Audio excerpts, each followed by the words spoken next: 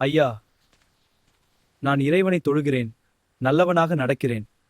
ஆனாலும் என் வாழ்வில் ஏன் இவ்வளவு சோதனைகள்? தம்பி, இந்த செடிக்கு தினமும் தண்ணீர் ஊற்றுகிறோம். ஆனால் அது வளர்ந்து பலன் கொடுக்க சில காலம் எடுக்கும். அதுவரை நாம் பொறுமையாக இருக்க வேண்டும்.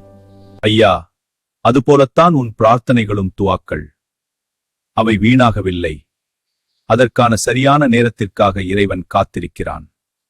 அவர் சொன்னதை கேட்டு அப்துல்லா மன அமைதி அடைந்தான். தொடர்ந்து கடினமாக உழைத்தான்.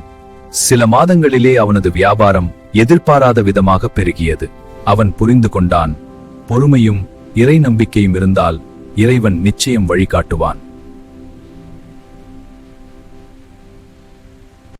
இந்த கதையிலிருந்து நாம் அறிவது, பிரார்த்தனைகள் உடனே நிறைவேறாவிட்டாலும் அவை ஒருபோதும் வீணாவதில்லை.